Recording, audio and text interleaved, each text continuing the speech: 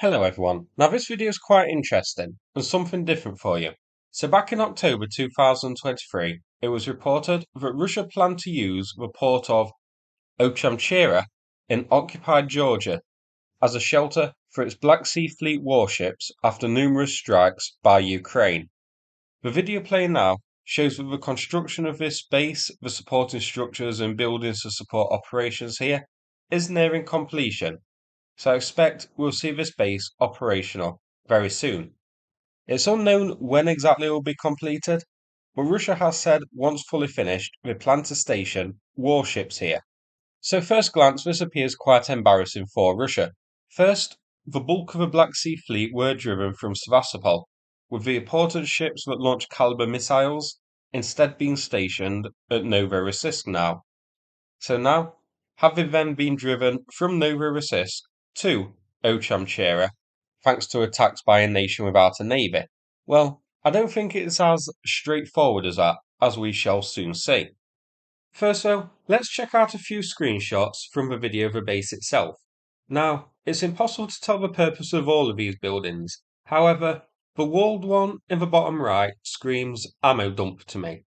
It's the only building on this base that we see surrounded by a wall like this, which makes me think something important is here. So I think this could be where the ammunition for the ships due to be based here will be stored. Also interesting, the little hill highlighted in red here.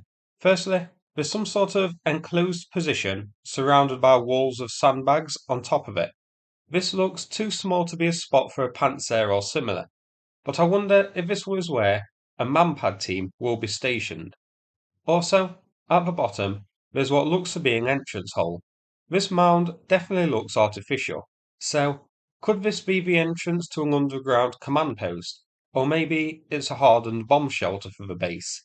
But either way, this is quite interesting. The building with a truck outside looks like a bog standard warehouse of some kind, not sure what exactly. Here is the main hub of the base, a big building with a communications mast nearby. This looks like the command central of the base, the nerve centre. Here is what could be accommodation blocks. It seems like quite a lot of them for a relatively small base. Could be a combination, so accommodation, administration buildings, officers, and that sort of thing. Now, absent, I can't see any radar facilities here, but it is possible that when operational, a mobile radar will be deployed here. I also can't see any positions for SAM systems, but they could just not be built yet, or a SAM position has been built further afield. Finally, this area here is not ongoing construction, but rather a coal mining area. This base is built on the site of a coal port. I don't think this is going to be developed and expanded further. This is just coal mining areas. Here is a Google Maps view of the port, with Yamanov's Nail and Beauty Parlour nearby for an emergency pedicure. Now, this is showing on Google as originally being a coal harbour, which, firstly, brings to mind the question as to why a coal harbour will need a nail and beauty salon. I can't think of a weirder place for one. But then, I guess coal miners will want to look their best as well. But it's unknown how much of this base is going to be used by the Black Sea Fleet, whether Russia is commandeering the coal port as well, or if the coal port's going to stay operational and Russia's just going to utilise this newly constructed section with the blue buildings. But Russia has said that ships will be stationed here, which has led to some reports online saying it's to stop them getting attacked by Ukraine, and a few saying that much of the fleet will be sent here. However, I don't think that's the case. This port doesn't look very big, as you can see. I can't imagine this being able to provide support for many ships. There isn't a major pier, or reloading facilities, or storage facilities for ammunition, or cranes for loading the ships, or repair facilities here. Despite reports online, I just can't see this being able to support major naval operations. The Kalibr missiles, for example, are loaded onto the frigates and the Buyanon corvettes by crane. There's no such capability to do so here. Its position here also means it's very unlikely that Russia intends to use this as the new location for its Rapua-class ships to be loaded with supplies where they are safe. For one, its presence in occupied Georgia and the long distances involved needlessly stretches Russia's logistical chain. Then, again, There's no cranes to actually load the Rapuas with supplies anyway. Finally, that would be pointless. The Rapuas still need to get to Sevastopol, and even if this port may be out of range or tricky for Ukraine to hit, they'll still be vulnerable when travelling through the Black Sea. Not to mention, there's also the fact that so far, Ukraine hasn't managed to hit ships in Novorossiysk yet. They've hit ships near it, near the Crimean Bridge with marine drones, but not whilst in the harbour itself. So for now at least, they are safe, somewhat. So if the important Kalibr launching ships and the Rapuas aren't going to operate from here, what's its purpose? Could vessels be repaired here? Ukraine has shown by destroying the Minsk and the Rostov that vessels are vulnerable when in dry dock. Well, there's a small section here, what looks like it's used for repair and maintenance, but it certainly can't support major warships. I think this is going to be straightforward. It's going to be used to exert Russian control and influence over the coastline of the eastern Black Sea, likely with small patrol boats sent here, and also, of course, protect Russian interests in occupied Georgia. Russia has bases so far at Sevastopol, Feodosia, and Novorossiysk, so adding one further south, even a small one, allows Russia to further control parts of the Black Sea in that direction, and also protect Russian interests in this occupied region. Not to mention a bit of intimidation towards Georgia. Now, we don't know what vessels Putin intends to send here, but it can only be smaller patrol boats, which is good news for Ukraine. The Black Sea Fleet's patrol vessels are already stretched, so we need to patrol the North Crimean coast against possible Ukrainian landings and attacks there. We need to patrol the entrance to Sevastopol harbour to protect shipping there from marine drones. We need to protect the Crimean Bridge from marine drones and protect and escort the ships currently traversing it. We need to protect the entrance to Novorossiysk harbour. Then, they also sometimes carry out patrols near a pipeline in the southern Black Sea. However, since a ship was attacked in that region, I believe it was the intelligence ship, which sustained no damage. I haven't heard of Russia patrolling that pipeline since.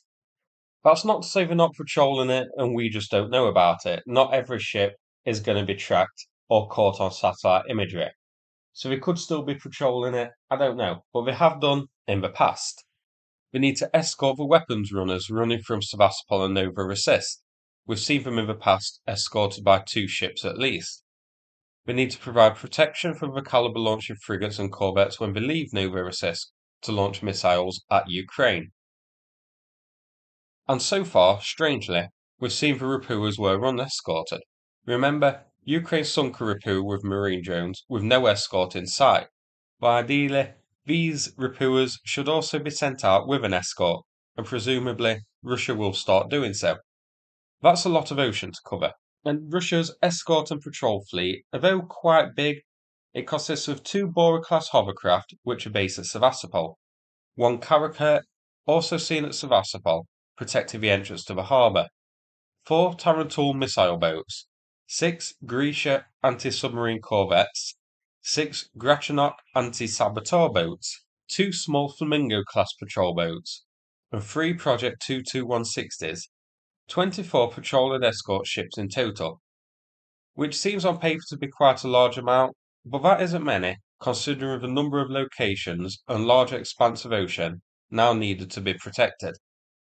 Not to mention, of those, the 22160s and the Tarantul have proven themselves incapable of protecting themselves from marine drones. Remember, 2 of them have been sunk so far. So if Russia sends a couple of these patrol and escort vessels down to this new base to be stationed here, that's going to further stretch this already stretched escort fleet even more. So this new base is actually good news for Ukraine, I think, as it's going to make shipping even more vulnerable. Finally, if Russia stations some of its Black Sea Fleet ships here, can Ukraine hit it? Well, it is out of range of Storm Shadow, but it isn't out of range of UAVs. So a UAV strike would be a good way to welcome a base to operational status. Ukraine's UAVs that we've been using lately have around a 1,000-kilometre range, so they can reach this base. I imagine this small base may also lack some of the air defences that other targets have, so it may be more vulnerable. As for marine drones, I've seen it mentioned online that they have an estimated 1,000-kilometre range, maybe more. So, feasibly, these marine drones like Sea Baby could reach and either hit whichever ship is based here, or Russian ships operating in and around the coastline here. So, despite being much further from Ukraine as Novorossiysk, the Black Sea Fleet ships which may be sent here are certainly not safe. I actually wouldn't be surprised if, when this base is operational, Ukraine does hit it, just to make a point that Russia has zero control over the Black Sea now, and that they're not safe anywhere. So that's it for this video. Hope you found it interesting.